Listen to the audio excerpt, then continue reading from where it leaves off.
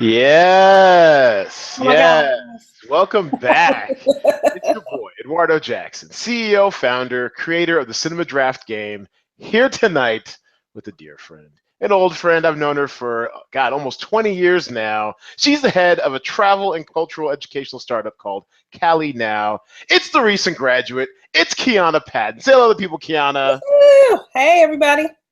Hey, and there we go. Delayed clapping. There we go. We'll clap it up for you. All right. Still getting the hang of this damn soundboard. Okay, excellent. Yeah, so one little feature I've been adding since it's been mostly a cavalcade of my friends and family who've been on the show. Tell people how we know each other.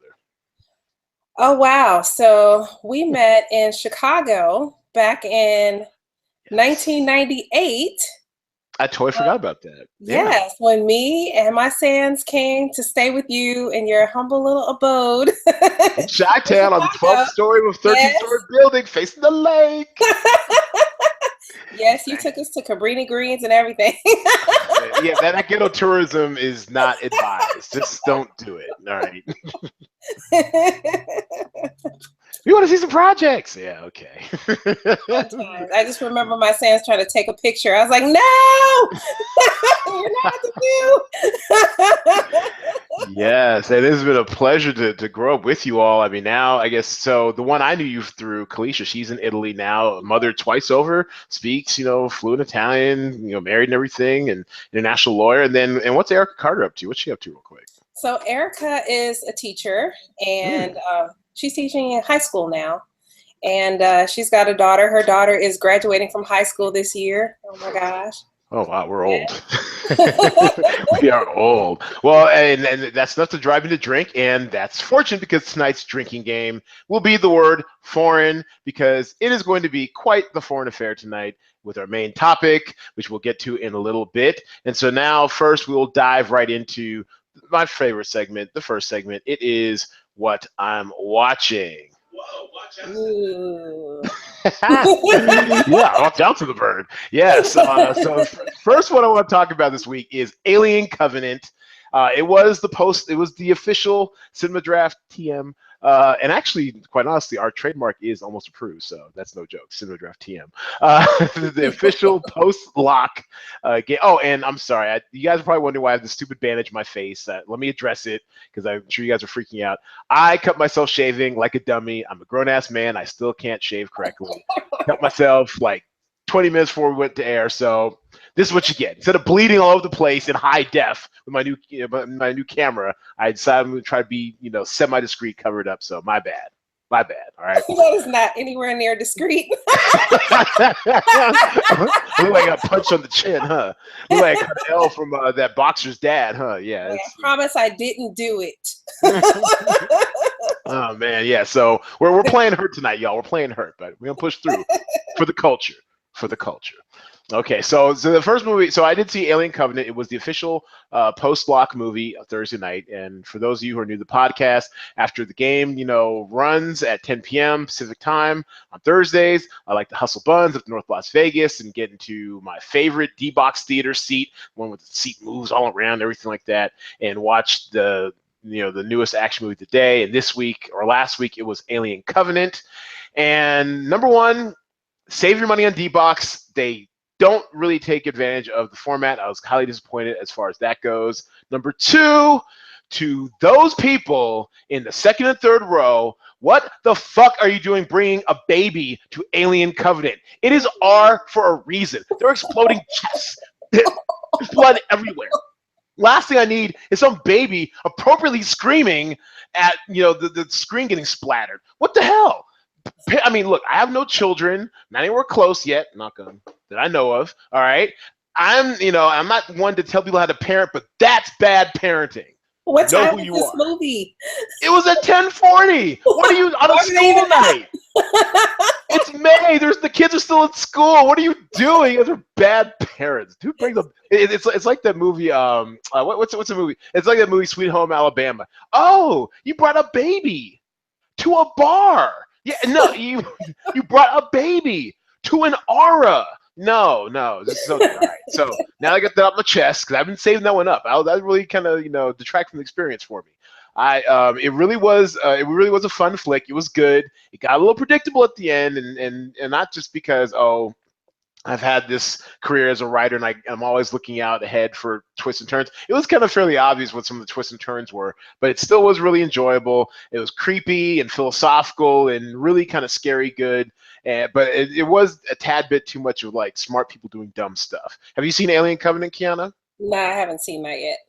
But it's on your list though. Now it is. Oh, okay. Do you like Prometheus, the one that came before it? Yes, I saw that. Yeah, and I rewatched it recently, just so I can remember it. It had been a few years, and it holds up. I mean, I thought it was kind of unfairly maligned because it was the first prequel. I guess he's doing like a prequel trilogy or whatever to the original Alien trilogy, and I thought it was unfairly maligned. But it was, it's pretty good, and this one's pretty good too in different ways. I enjoyed it. It definitely is creepy, and you're in for a treat when it comes to Michael Fassbender. Michael Fassbender puts in work on this one. So all you Fast fans, yeah, definitely check it out. So just to recap, no kids, skip the D-box, and turn your brain off and have a good time. That is Alien Covenant in a nutshell. What else I'm watching? Master of None. Yes. Yes, one of my favorites. I love that show. Have you seen the second season? Yes. Oh, okay. All right. It's such smart humor, and just I love how they approach different difficult subjects, but in a digestible way. It's so cool. I really, really love this season. I didn't know if they could top last season, but this season I feel like they topped it. It was really good.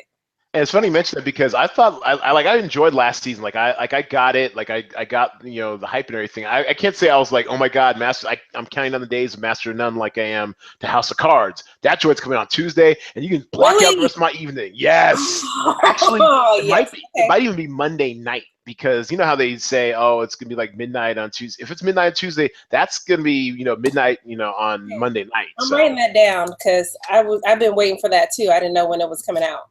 Yes, child. Yes, May 30th. So if they do one of those midnight releases, I mean, I'm at least, I'm at least kill at least 3 episodes Monday night because Frank Underwood, One Nation Underwood. I actually rewatched the trailer today. Whew. I just love that part. That man is crazy. He's crazy. Things that he does, I'm like, do you even have a soul? And what's scary is that like now with our real life politics, like, I mean, it's almost like jumping the shark for us. It's crazy, but I mean.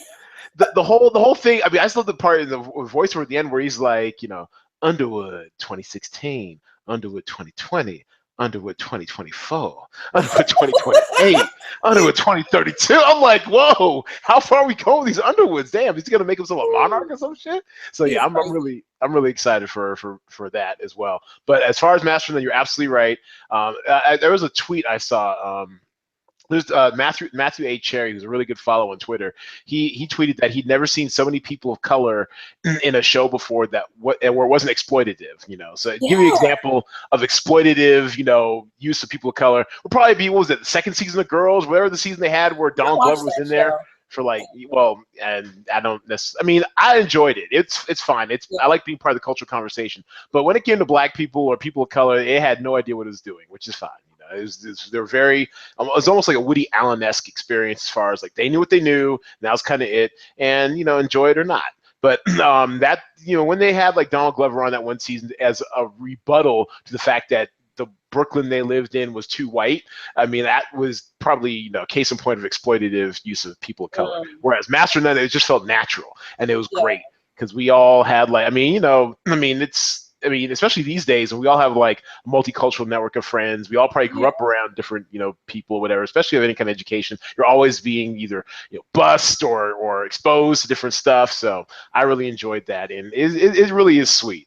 It really, really was sweet. And that whole central romance, non-romance.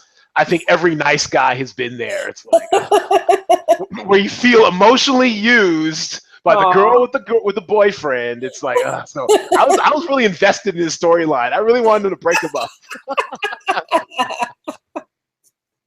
Sometimes nice guys just gotta, do a little dirt. Damn it, go ahead, get out there, Dev. Tell her how you feel. Damn it. And she was incandescent. Her name was Alessandra Mastronardi. Oh my God, I couldn't take my eyes off her. She was, I mean, just so delightful in her broken English, and Yeah, I really, really loved it. I was just from the first episode, I was just Italy, yeah. Oh my God, I was in it. I couldn't stop watching. Well, you're a big travel bug. Have you been to Italy? I have, and actually, we're taking the kids this summer. What? That's right. For Kalisha's wedding in Milan. Oh, that's right. Yeah. Yeah. How long ago was it? That was a while ago, wasn't it? Oh my God. Yeah. Oh, I don't even know. Yeah. Okay. All right. So where in Italy are you taking the kids? And by the way, give me the elevator pitch of what Kiahnna is, real quick. So Kiahnna is an international education nonprofit, and we also do skill building. It's an organization for underserved kids ages 11 to 14, and we give them training in leadership and service. So they do a lot of community service and learn a lot about social responsibility. And we also do a lot of cultural training. So the kids will choose the country. They'll learn everything about the country, from the foods to the government to sports. And then we go to the country at the end of the program. And so the kids are able to connect all the lessons and things that they've learned about the culture and about life to things that they experience in the country that we go to. And we provide the service at no cost because it's specifically geared toward families who wouldn't be able to provide this type of experience for their kids. Oh, all right. Well done. Doing it for the culture with some culture. All right. That's right. That's good. Yeah, you can use that free card. Yeah, write that down. For the culture. For the culture with some culture. That's right. He's dropping gems tonight, damn it. That's right. Yeah, and so where in Italy are you guys going? So we're gonna go to Rome, Venice, and Florence. Oh, okay. So we'll be doing a little hopping around. Well, take lots of pictures, light up your Instagram. I have to live vicariously through you. I'm sure I'll be sweating it out here and, working on Cinema Draft, what have you. But one day I'm going to go see some stuff. Yes. You have your passport, don't you? Oh, hell yes. Oh, yes. I'm ready to go. You can hop on one of these cheap trips. I have to, man. Deals that come up. I had a deal to go to Vancouver. It was $49 round trip. Wait, what? From Los Angeles, $49 round trip. You gotta hop on some of these things. Whoa, okay, we might talk after that. We're in travel. That's a nice little weekend getaway right there, for real. Okay, okay, all right. Mental note. What else am I watching? Oh, The Wizard of Lies. That was an HBO, I believe, HBO show about the biopic about the Bernie Madoff scandal. For those of you who were under a rock crying during the recession, Bernie Madoff basically was this billionaire hedge fund manager. I think it was hedge fund or investments manager, whatever, who basically had a great big Ponzi scheme that snared a lot of famous people, a lot of rich people, and it truly was a Ponzi scheme in the truest sense of the word, where he was always trying to get in new money to pay out the old money, and eventually it kind of collapsed on the weight of itself. He was doing it for like 20 years or so, and the only way he's able to, 30 years maybe, the only way he was able to skate by was that no one really asked him questions. His sons were purposely kept in the dark, and he was skating off his reputation alone because before he started actually cheating people, he was actually supposedly a brilliant trader who, was on the boards of like Chicago Board of Trade and all the other places where he was like a really big name. So it was kind of interesting. It kind of under-delivered, I would say. It was a very neutral performance by Robert De Niro, who played Bernie Madoff. And I'm not sure if that's because that's who Madoff is or was. Yeah, and he was very neutral throughout the whole thing. Like when he got, caught red-handed, like he was like, yeah, I did it. I'm sorry. It's what it is. He's very kind of matter of fact about it. But but as far as like this whole family, you see how the family collapses around it, and there might be some, I guess, Schadenfreude from this this movie, only because it hurt so many people. Like some pension funds went broke over it and stuff like that. So people might get some Schadenfreude out of it, like watching how his family collapse around it. But otherwise, it's just kind of an okay movie. And I'm usually pretty much there for any movie, especially ever since the recession, that does anything with financial crimes or white collar crime. The Big Short, I'm there. What was that? There's a Arbitrage, the thing that won Richard Gere. I'm there. I'm there for all those white collar crime movies. But this one, it was all right. Did you see Wizard of Lies, or have you heard about it, Kiahnna? I heard about it, but I have not seen it. I hadn't built up enough interest to watch it. Yeah, I mean, and if you're not like really tuned into that whole set, you could probably pass on it. But I will say this though, Michelle Pfeiffer, dusted her off, brought her out to acting. No, it's for real. No, I mean, she never acts these days. Actually, you know what? I'm gonna defend this. Damn it, I'm gonna look up her IMDb real quick. Now, y'all ain't gonna shame me. I know she hadn't been acting forever. Because she's David E. Kelly's wife, the guy who did Ally McBeal and pretty much every other, the Boston Legal and all those other, shows. I mean, so she don't have to. Yeah, she don't have to work a day in her life. And she made her own money. Like what was it, Coming to America? She got her own money. So, look at that. So yeah, she hasn't acted in 4 years, really. Wizard of Lies, and then she's got some stuff coming up this year, Murder on the Orient Express. But before that, it was like 2013. It's a movie that nobody saw called The Family. So yeah, don't hate. They dusted her off. She rolled on out. She had a very solid New York accent. From sounding like kind of Queens-ish. So kudos to her. Kudos to her. So what 3 things are you watching, Kiahnna, besides Master of None? Yeah, well, that was on my list. Sense8. I really love that show. Really? I love that show. Weird. I know. I got halfway through the first season, and it's not so much I tapped out. I just kind of lost interest. It's kind of interesting. Really? It's all over the place. I love that about it. It's just I love that it is so weird. The travel aspect. It's in all this. That is amazing. Yeah. Just how they connect everything that's happening in all these different places, and how people's consciousness are just traveling between them. It's amazing to me. I love it. I love the visuals of it. I love the concept of being in someone else's experience. Yeah, and being able to truly live through them. Like you a culture jacker. That's what you are. You a culture swagger jacker. What did Mama Pope say on Thursday? Do you watch Scandal? Yes. Yes, you a cultural swagger jacker. That woman's crazy. But yeah, I love that. I love, what I think is from, I've always loved to read. And at one point, I was so much into fiction and just living in the world of other people. And for me, that's like the visualization of it. And I love it. Okay. Respect. All right. What else you watching? I just started watching American Gods. I'm trying to get into that. It's a little tough for me right now because I can't. I tapped out. I gave up. I tapped out after 3.5 episodes, I think, or whatever it was last week's episode. I got halfway through, and I'm like, you know what? There's too much good TV out there for me to struggle. I just can't figure out. I had such hopes for it because I love that guy. He was in Ricky Whittle. I don't know his name, but he was in what?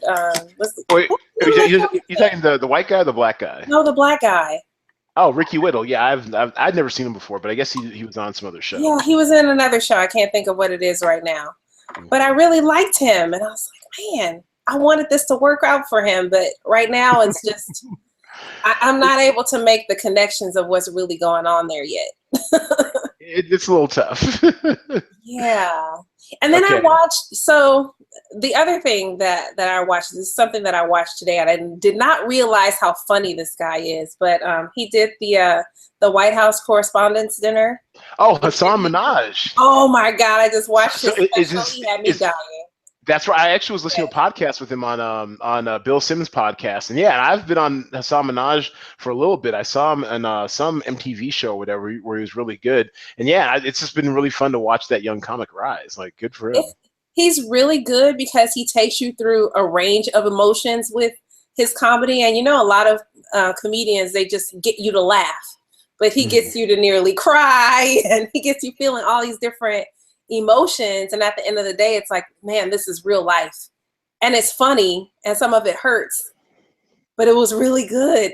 Which is like real life. Yeah, it's funny, it's good, but it really hurts. All right, well, that's good. And I'm glad you reminded me too, because I'm putting that on my list, because after hearing the podcast, I'm like, I want to check his set out. I mean, and that's another thing too, Netflix, I mean, talk about being the bully on the block. I mean, they're just buying up everything. They've made a commitment to comedy that is like none other. So I Yeah, mean, kudos to I don't even know what the next thing is because it's beyond Netflix and chill. It's like it's Netflix and another Never Leaves Your level. House.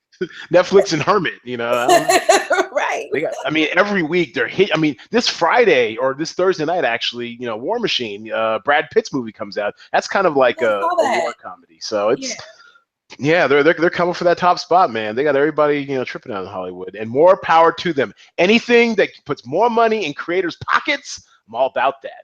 Yeah. WBW, I hear you. We actually have one of our frequent guests. His name is Kevin Garnett. Yes, that is his real name. He's what we call the WBW, the working black writer. He also, aka Chocolate Cardinal, he went to Stanford. He likes to say that a lot. And anyways, he announced on our last podcast with the Tripod with me, him, and Greg, G Nice, he announced that he got a staff writing job on the Dynasty reboot. So we're all pulling Wow. for the WBW. Yes. Congratulations, WBW. Oh, and also another congratulations. I'm sure she's not listening, but if you're listening, Alexia, her roommate, tell our girl Kalila Joy, congratulations. Her show SWAT also got picked up. She has a recurring role on there, I believe, as Shamar Moore's love interest. So congratulations to her and all those hardworking people in Hollywood getting jobs this staffing season. Kudos to you. Kudos to you. Okay. So let's get down to the nitty gritty. This week's segment is this week's main segment is top 5 travel movies. We are basically the rules are we're going to name a movie about traveling to another country or countries. Keep the parameters fairly loose. It can be an American, it can be a foreigner, whatever. Just basically kind of like that kind of culture clash of when someone's traveling. That's basically what type of movie you need to pick. We will alternate picks. Once someone picks a movie, the movie's out of play. So there is a slight element of strategy involved. If there's a movie that seems super obvious, you think I'm going to say, you might as well pick that earlier than later.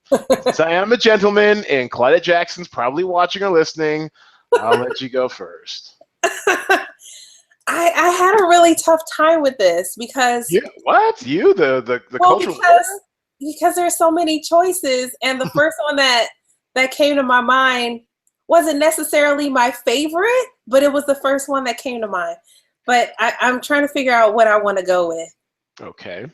Actually, maybe I'll go with one that's a little less conventional because I thought it was hilarious. Little Miss Sunshine. Oh, okay. I guess that does qualify as a traveling cross country, right? I was thinking maybe something more foreign, but you know what? I kept loose parameters, so we'll go with this. We'll see where this goes. So I'm going to share my screen so we can bring up the IMDb for it and go ahead and keep talking. I just thought that little girl, I fell in love with that little girl. She was hilarious. Abigail Breslin, she was great. I loved her in that movie. Little Miss Sunshine. Okay, and so what about I guess where did they travel to, and what did you like about the movie besides her? So the funny thing about me is I never remember much about movies that I watch. I remember how they made me feel, not necessarily all the stuff that was happening. Okay, garbage in, garbage out. They were going. I just knew that the journey was hilarious. I think they're going to Santa Monica, and I don't know. From like I really don't remember where they were going. I want to say it was like Albuquerque or something, but it took them like forever. But yes, road trip movies are fun. They definitely are a genre, and actually, when I think about it, that should be that's a great poster, by the way. That should be a future podcast, top 5 road trip movies, because that was a whole genre. And back when I was a struggling working black writer with G Nice, we actually had a take on a few road trip movies, whatever, because that was like the hot property around 2000 to 2002. So I can appreciate a good road trip movie. Little Miss Sunshine, I approve. Bryan Cranston. Wow, I forgot he was in that joint. Yeah, this is pre-Breaking Bad. Bryan Cranston. Go ahead. So yeah, look. Oh, she is. She was so cute. Those little glasses that she had like a little what was it, a little booty do. Wait, what was the performance she did? Was it like a Rick James song or something? She was like, wow, that is. I'm sure for our podcast listeners, you're getting absolutely nothing out of this, but the little dance suit where she has her little pot belly tummy, it's so adorable. Wow, Little Miss Sunshine. Yeah. That's good stuff. That's good stuff. All right, so I will take a super obvious one off the board for my first pick, and it will be Eat, Pray, Love, because I was pretty sure you can get around to it eventually. That's the one with Julia Roberts. Yes. she has like a life change, whatever. It's based on the popular novel, whatever. Written and directed by Ryan Murphy. He of I guess God, he's involved in everything now these days. And basically, she goes around the world, kind of finding herself. It's a movie of self-discovery. And it's basically a great travelogue. And I remember I was still reviewing movies at this point, 2010. That's right. And I remember I gave it 3 reels, but it felt more like or maybe it was 2. It felt more like a travelogue than an actual movie. Like, okay, we're in Thailand, that's awesome. We're in India, that's awesome too. And I forget the other places that she went. But I mean, it's really beautiful. But for the life of me, I can't remember a thing about the plot because this felt like it was one big travelogue movie. So, Well, I read the book, and oh. I like the movie. She was trying to get over, I think, a love lost. She had had a bad relationship or something. Oh, I think she's divorced. She went on this whole journey. Finds Javier Bardem. Oh, how convenient. Yeah. And that's the one I was talking about that first came to my head. But I was like, Little Miss Sunshine had me. It was so hilarious. I like funny movies. And I like food. Oh, okay. My next choice is going to be about food. Well, we'll have to bring you back then, Kiahnna, for top 5 food movies of all time. Oh man, that will be an interesting podcast. Okay, so what's your next one then? So my next one, I really like the 100-Foot Journey. That one, where were they? I think they were in. Oh, I missed this one. Okay, yeah, they're in India. Oh, that was really good. It was really good. So it was like these 2 restaurants kind of across the way from each other, and they were battling for customers, and it was a really good movie. Oh, okay. This one have why does it look so familiar?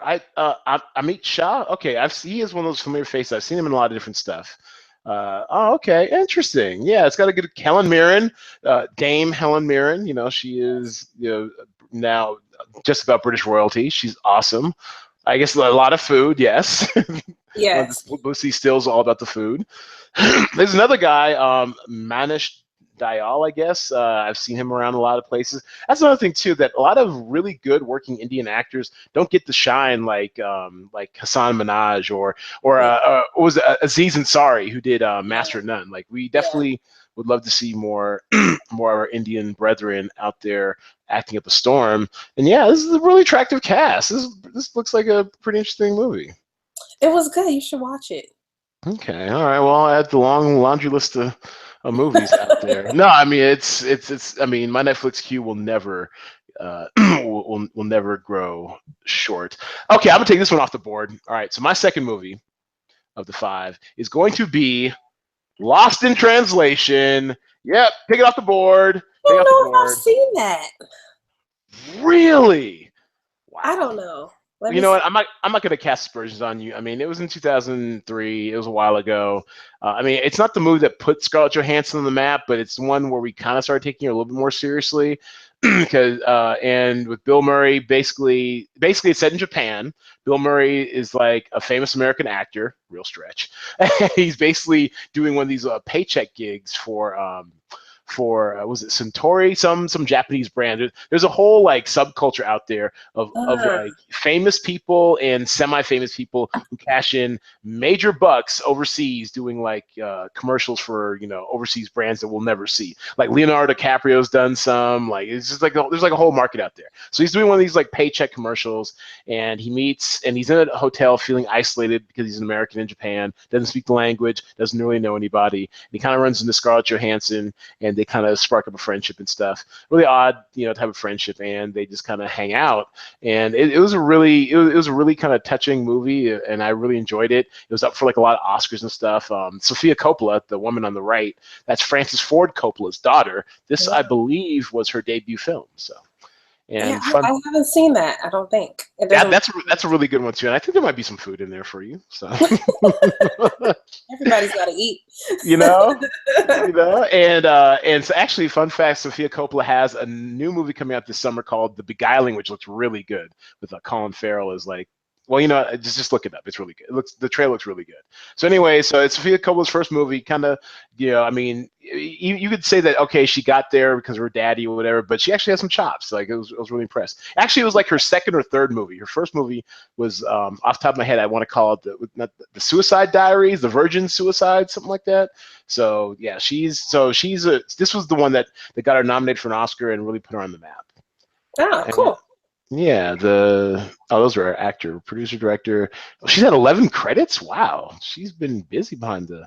Oh, okay, little TV shorts, and then Marie Antoinette was her first one. Bling Ring, because okay. Oh, Virgin Suicide. There it was. That was her first one. Okay. Yes. All right. So Sofia Coppola, Lost in Translation. If you haven't seen it, it's a bit of a cult classic. Definitely check it out.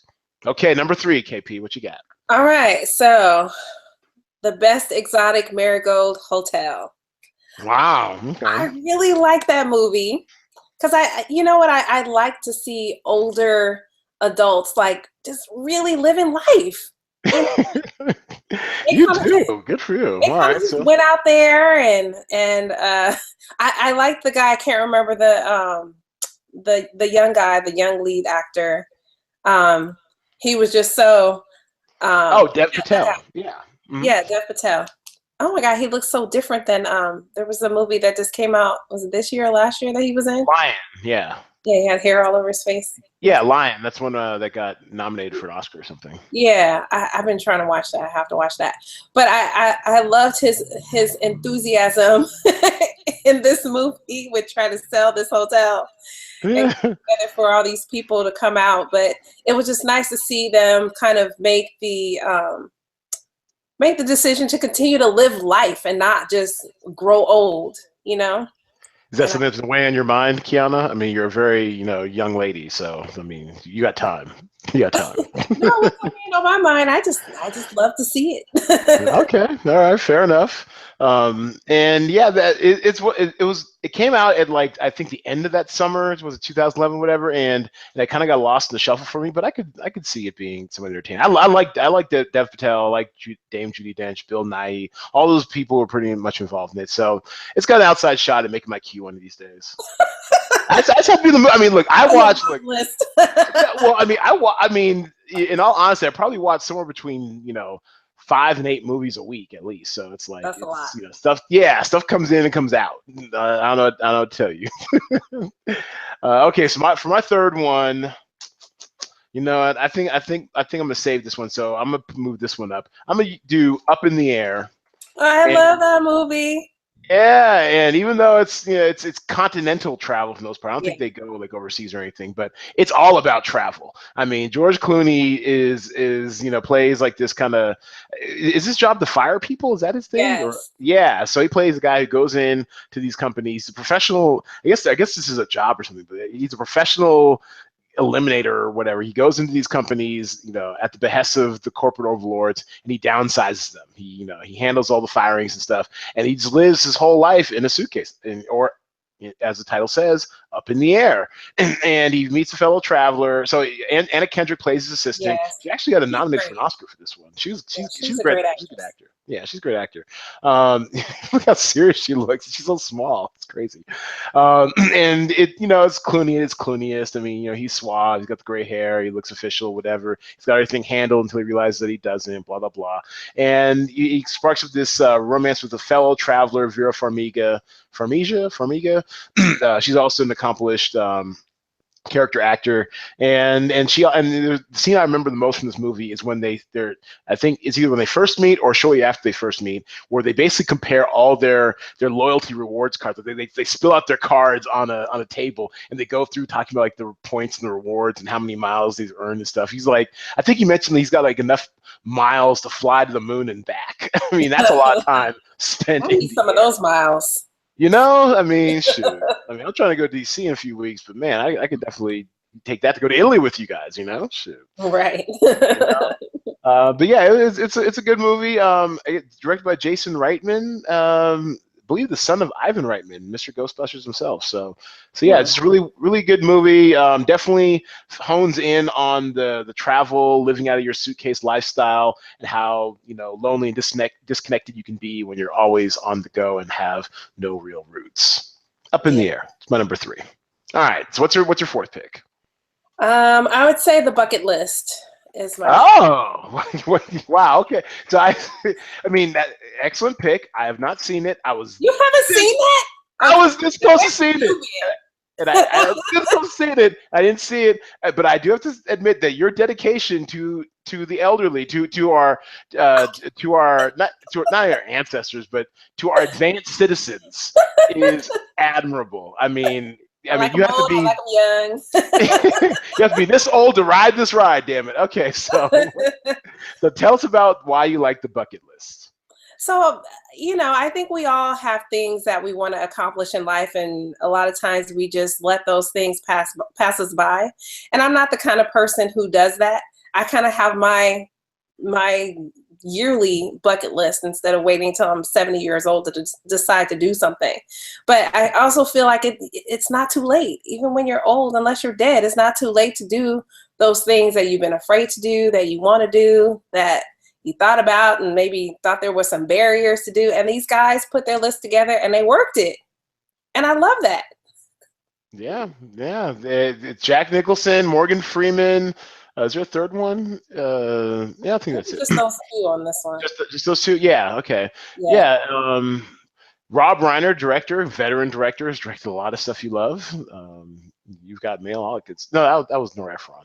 But yeah, he's done a lot of good stuff. And Sean Hayes, oh wow, I think that was 2007. So that was like right in the middle of Will and Grace, huh? Okay, very good cast in that one. Very good cast. Okay, so all right, so I guess it's time for me to peel out the one I was kind of holding back. This one is a bit of a cult classic. It is Before Sunrise, and I think this is the one that kicked off. Oh yes, wasn't it like a trilogy?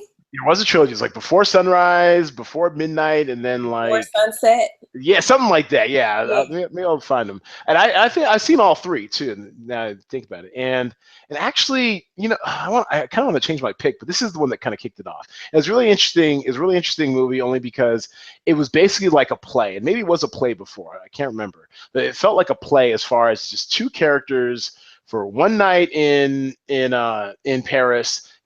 Somewhat strangers, but they basically fall in love, get to know each other, and it kind of kicks off like this, 3-decade romance, whatever, which we check in with them like every 10 years, I guess that's the thing.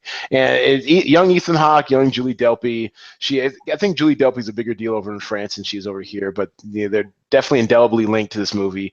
And it's just a really sweet romance. And basically, it's really good at showing how you can really, access someone's soul just through the art of conversation and being open to exploring stuff with them and being in a foreign city and just kind of exploring with somebody. It's a bit of a romantic adventure in that sense, like being in Paris. I mean, it sounds very romantic, right? I mean, you're in Paris, you meet some hot foreigner, drink, and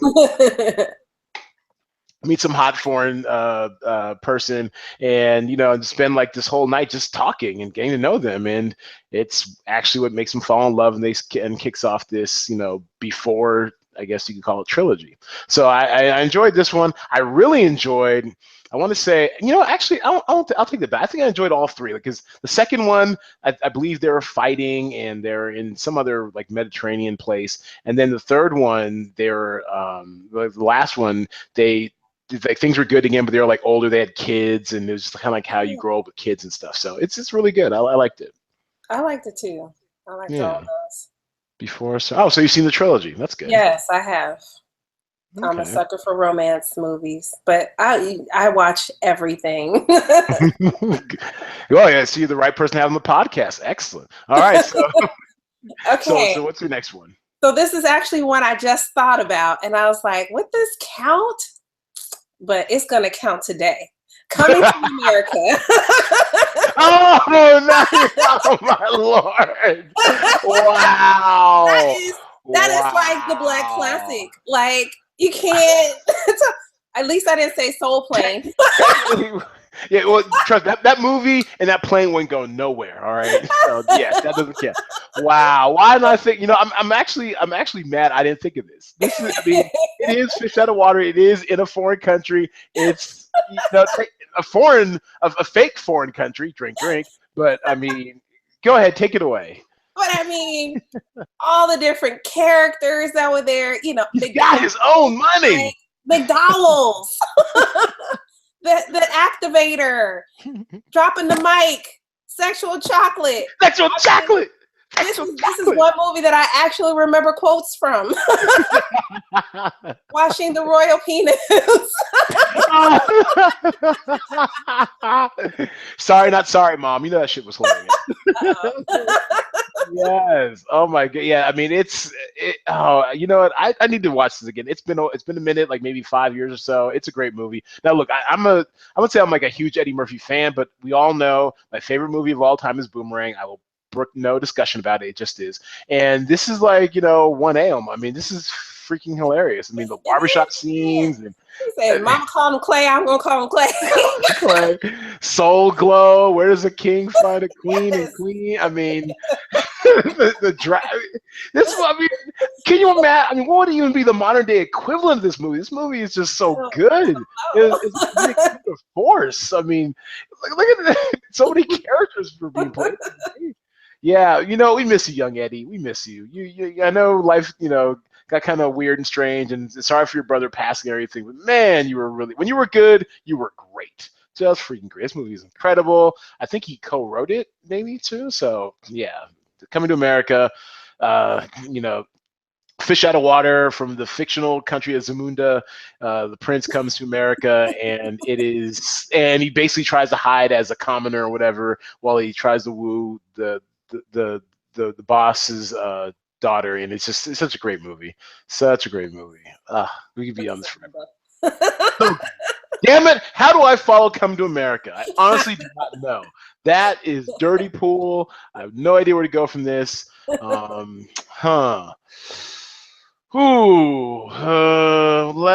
go.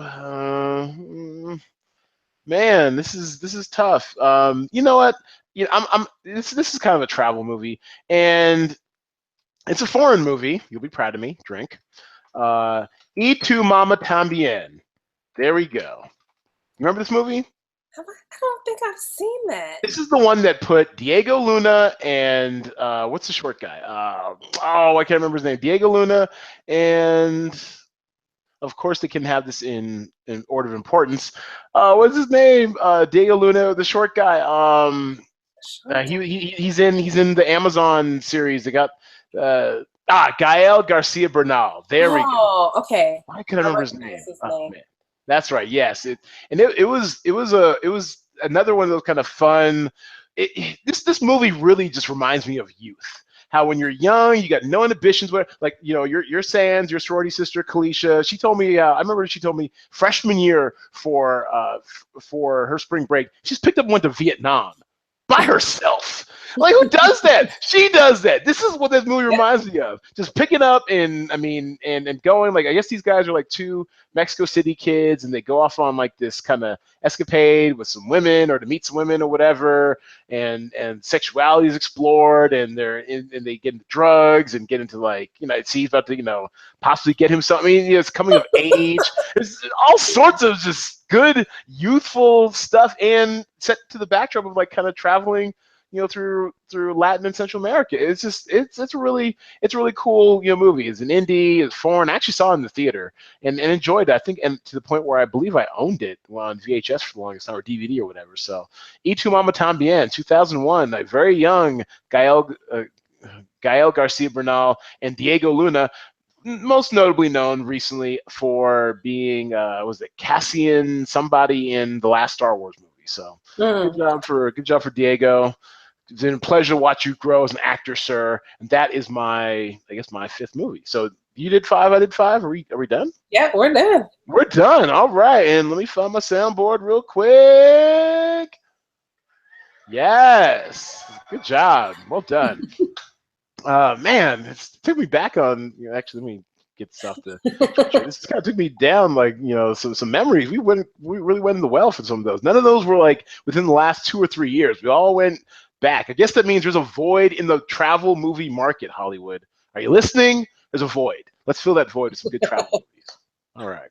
Okay, so this is rapid fire, 10-second sound bites. I'll ask you a question. You have 10 seconds to answer it. Hard stop. His first one, a little bit delicate, but I am kind of curious because with the recent announcement of Zack Snyder, he is the director of 300 and the last Batman versus Superman, and for whatever reason, I do not know why, Warner Brothers gave him the keys to the DC cinematic universe, and people like me I'm just not impressed with Zack Snyder's stuff, but he was filming or editing Justice League. I think they've finished principal photography, and he announced today, or a couple days ago, I think, that his teenage daughter, who had committed suicide a few months ago, he's taking time off. He's dissociating with the project, take some time off for his family. And of course, our hearts definitely go out to him and everything, and we definitely respect the fact that he even worked that long after his daughter committed suicide, even on the project, and now he's definitely settling in for some family time. My question to you is it bad? Does it make me a bad person? Does it make anyone a bad person to think that the movie will be so much better now that he's off of it and they're bringing in Joss Whedon, who was the godfather of the Marvel Cinematic Universe, to finish it out? What, is it bad because his daughter just died? No. Is it bad for us to think that now the movie's going to be better now that Zack Snyder's off it? No. Because I feel kind of, because you can separate feeling bad for him in his personal journey from the quality of movies that he makes. So.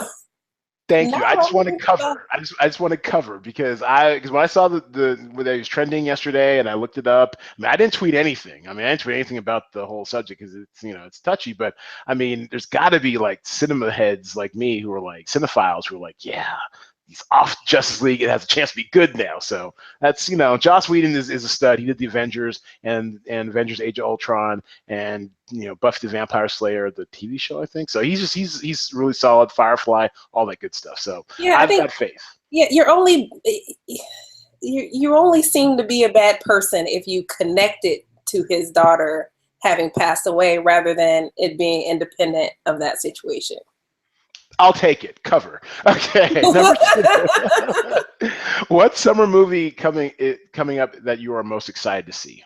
Oh my gosh, I feel bad because I don't even know. Like I love any kind of Marvel superhero, all that kind of stuff, and I don't even know what's coming up. Well, is there a Transformers come? Planet of the Apes.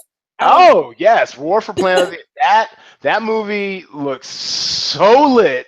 And once again, just kind of like I did with Alien Covenant, when I rewatched Prometheus, I rewatched Dawn of the Planet of the Apes just to get ready for War of the Planet of the Apes, and Dawn holds up. Dawn actually, I liked it when it first came out. I might have even given it 4 reels, but it really holds up. It is good. It's got a lot of stuff to say about civilization and surviving a culture and humanity and all sort of stuff. And then it seems like War of the Planet of the Apes is going to take it to another level. I'm a little sad because I think I heard a rumor that this is going to be the last of the reboot trilogy. Maybe they'll take it in a different direction in rebooting it.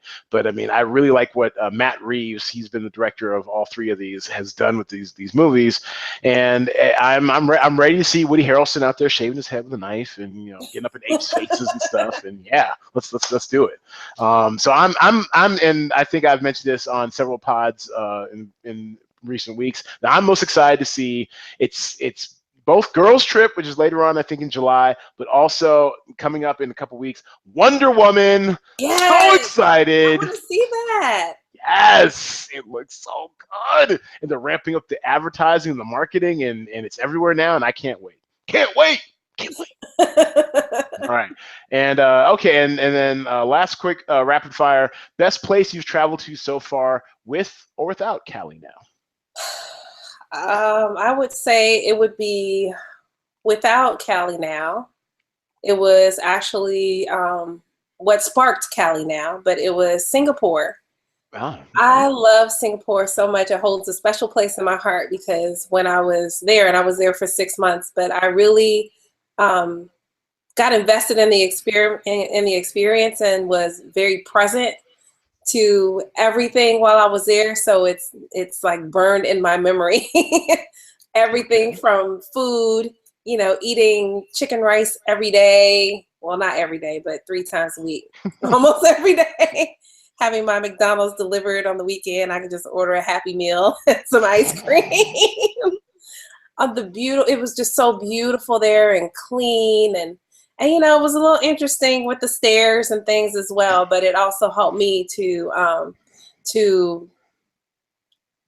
I would say it helped me to transform as a person from having this, you know, dual consciousness that so many of us, you know, find exhausting Yes. to being The this Du Boisian dual consciousness of the Negro. That's right. right to I'm just me now, whether I'm talking to you or to somebody in a corporate boardroom or to talking to somebody in my family, it's all the same person, and somehow that melded together for me while I was there. So I'm very appreciative of that experience, and it sparked Cali Now. Good. All right. Excellent. And I, of course, have never been anywhere. So, Never been anywhere. well, yeah, I mean, if you were raised in Seattle and lived in California, I mean, Canada and Mexico really don't count. I mean, they're like less than 2 hours, both of them. But I will say I did have a great time when I went to Cancun for my boy Tim Malone's bachelor party. And you want to talk about like, fitting, fitting in, even though you kind of stick out like a sore thumb. Tim, blonde hair, blue eyed kid I've known since first grade, grew up with that cat. And he had like all his frat brothers and his boys, and so I was the only black guy there. And I'm in Mexico, but you know what? We made it work. I was life the party, and we all had a great time, great pictures, booze cruises, all that crap. Margaritaville, all that good stuff. So it was a good time. So I would have to say it was Cabo. Okay. You said Cancun before. Is it Cancun or Cabo? Oh, I'm sorry. I meant Cabo San Lucas. Yes. Cabo. Got you. Thanks for correcting me. But actually, what's really kind of cool though about Cabo is that for whatever reason, I'm not sure if it's still the same way, but for whatever reason, there's almost like a direct flight or from via Alaska Airways from Seattle to Cabo. So when we went to like the bars and stuff out there, they had like on Mariners games and stuff, like Seattle Mariners games. I'm like, interesting. Okay, so it's kind of like Seattle South. I dig it. So Cabo San Lucas. Yes, that's where we went. Cool. Okay. Oh hell no. Yes, it's that time. It's a time where I explain to you what Cinema Draft is. It is the fantasy sports version of the movies, but instead of drafting athletes from teams, you're picking actors from movies, and how their movies perform at the North American box office will earn you points for your call sheet of actors while competing against others for cash, fun, and prizes. The better the movies do, the better you do. Draft 10 actors who are each assigned a dollar value salary. You have $100,000 in your budget to try to draft all 10 actors. It must be 10, no more, no less.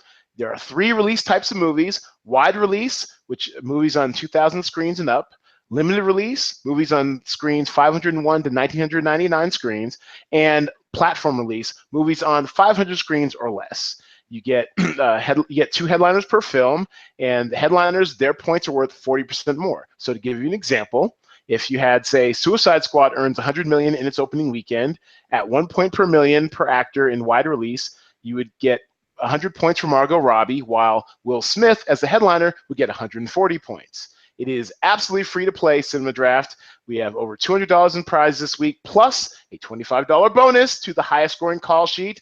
Big ups to, I believe it was Ringballs22, winner of the call sheet of the week this week.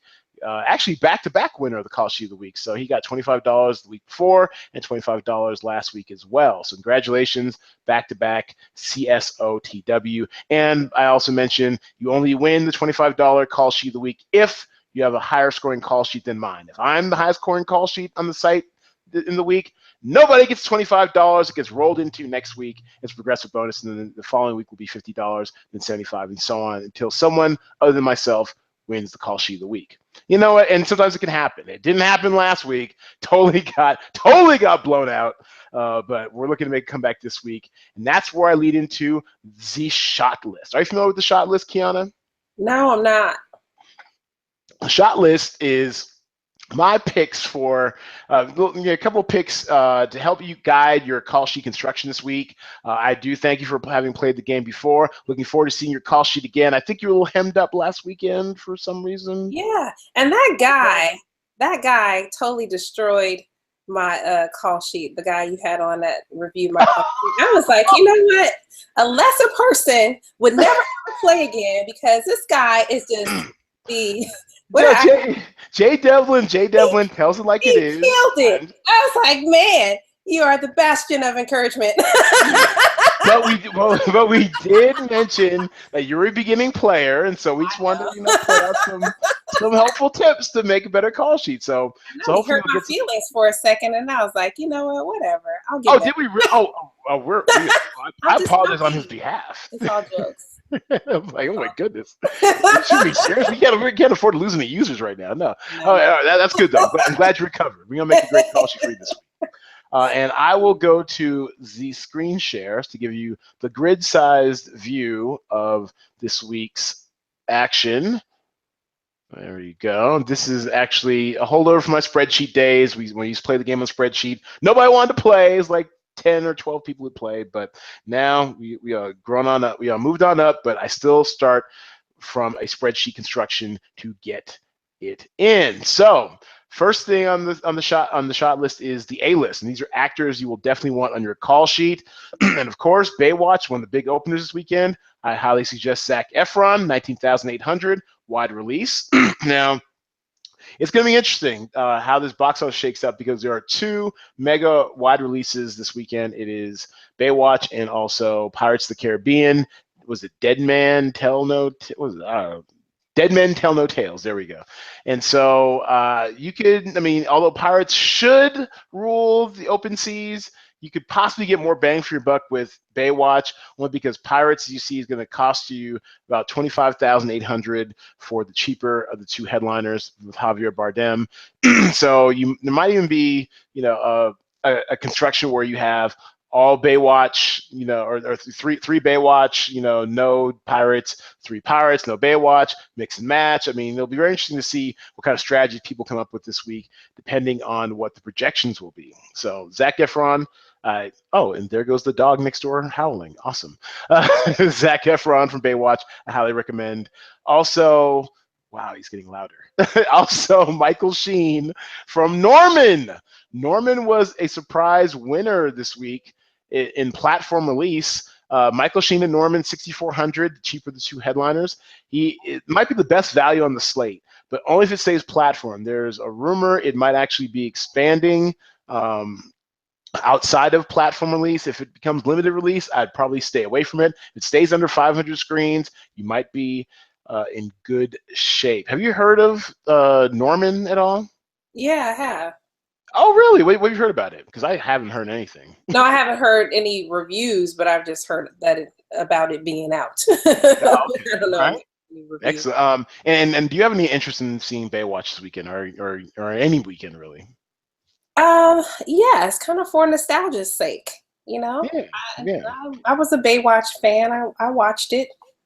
yeah. Nothing about like all those shirtless men with impeccable abs running around all greased up, huh? Nothing to do with that. No, I'm just interested in how they remade it. Lies. Okay, that's fine.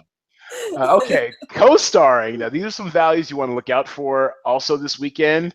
Once again, lowriders. I had a very ambitious strategy. I'm not sure if you heard the podcast earlier that we posted today, the recap from the weekend, but I went all in on lowriders, and it cost me. If it had only earned like 400,000 more, I mean, I would have been laughing all the way to the bank. Instead, it was people who rostered actors from Norman and some other films who carried the day, and lowriders. I mean, it's still got some value in it. There also a rumor it might be expanding. My guesstimate right now is that it would contract this weekend, but if if the rumors from the theater movie people set come true, then it might actually grow outside a platform. If it becomes a limited release, you might want to steer clear, but if it stays a platform release, you still could probably wring some more money out of it because it sounds like it's adding theaters this weekend. Lowriders, Ava Longoria, 7,700. Decent value there, platform release. I mean, it's going to be another bloodbath in platform. I mean, we're going to want to look for some value after you stock up on the Baywatches and the Pirates of the World. And hell, even maybe, Guardians of the Galaxy. I mean, Guardians of the Galaxy Volume 2 made 34 million last weekend. Even if it comes in 40% or 50% less, you can still get 20 points out of that sucker. So it's going to be a really wide open weekend. I can't wait to see the strategies that come out. Also, The Boss Baby. Have you seen The Boss Baby, Kiahnna? I have, and I really like that movie. Yeah, absolutely. Alec Baldwin is a bossy little baby. It's like how didn't we think of this earlier? It's awesome. Yeah, Steve Buscemi, a little less heralded in The Boss Baby, is 6,100. He's the other headliner, and I put this on as a co-starring only because in limited release, it could be. We really won't get an idea until Thursday afternoon when some of these screen counts finalize. Because even though it's limited release right now, or I'm guessing to be limited release, is at 2,071 screens last weekend. It's been out for 8 weeks. It's gotta drop under into limited. If it does, then it's probably going to be the top one you want to get in limited, just because the sheer number of screens. But limited is going to be it's going to be a bit of a quagmire this week. There's not going to be a lot of great value in limited, but you're going to need to pick something. If you're going to pick something from limited, I'm thinking it's probably going to be The Boss Baby. It's still got a lot of juice left. What did it do last weekend? It did. Look at that. So 2.8 million. So even if it gets down like 2.5, 2.2 at limited release, you're actually getting about 5 points. So you could do worse. You could do worse. The cutting room floor. Skip these losers. So even though this movie is great, I'm not sure if you've seen it. Gifted is awesome, yes, but it was an awesome movie. Wow, how many movies do you see a week, Kiahnna? It seems like you've seen everything too. I've only seen movies probably in the last 2 weeks since I finished school. Yes, and that's what I was kind of alluding to with your absence last week. So what happened with school that you care to share with people? Oh, so I just graduated, got my second master's degree, and this one is in nonprofit leadership and management from USC. Woohoo! Yes. Oh, and I also got an award. This was the coolest thing. So, funny story, I got an email from the university that said I got an award, and I was like, what is this? So I sent it to my classmates. I was like, did you guys get this? Like, what is this? So come to find out, which I didn't find out until the day of the awards, that this was the highest honor that graduate students receive. And so I was one of, I think, 3 people in the School of Public Policy who got this award. It's pretty cool. Wow. You don't say. I was like, what is this? Stop it. Elaine, when she pushed people out the door inside, shut up. Yes. Congratulations. Congratulations again. Yes. Yes. Very proud of you, Kiahnna. Very proud. So are you like Dr. Patton now, or what's your No, I still have a master's. This is just another master's. So it's Kiahnna Patton, MBA, MNLM, and then I've got all my HR certifications behind there too. Oh, goodness. Armed and dangerous. Educated Black woman. Watch out. Okay.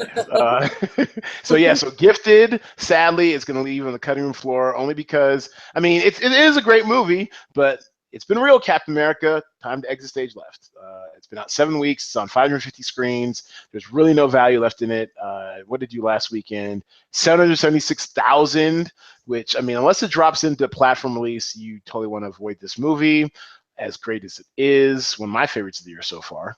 And then also The Wall. Now, let me get on my little soapbox about The Wall real quick, only because the movie had potential. Now, it's basically, like a 3-piece. It's like between the two guys with John Cena, Aaron Taylor Johnson is U.S. Army soldiers, whatever, were pinned down by a sniper. The third guy's a sniper over in like Afghanistan or somewhere, and it had potential as far as like shot by Doug Liman. He's the guy who did.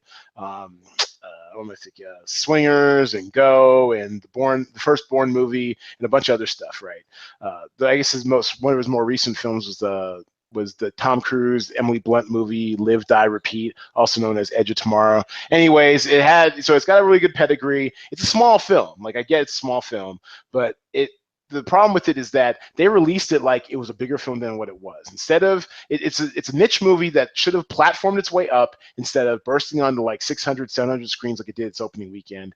And because they opened it up too wide too soon, it's out of ammo already. No one's gonna see it. I'm probably gonna have to catch it on Netflix in like 2 months. And it's sad because it sounds like a really interesting movie that I'd probably want to see if they had platformed it right. Like right now, if they'd done it, started small, like just in New York and LA, like 4 or 8 screens, and then moved it up each successive weekend, we could be entering like it's third weekend, going expanding to like 200 screens. Instead, it's on the way down. I'm guessing it's going to be platform 475 screens, but considering it only made an average of $620 per screen, Jesus, I could make more money hosting a fight party than this thing. Jesus. It only made 620 screens. This shit might be down to like 50 screens this weekend. Who knows? The floor is the limit for this thing. So just skip the wall. You're just wasting space on your call sheet. Okay, so I know it's a little harsh, but the truth hurts sometimes. The truth hurts. I know. Okay, so our over/under this week or last week was actually Alien Covenant. I picked it's going to go over 40 million. We were wrong. It only made 36.5, I believe.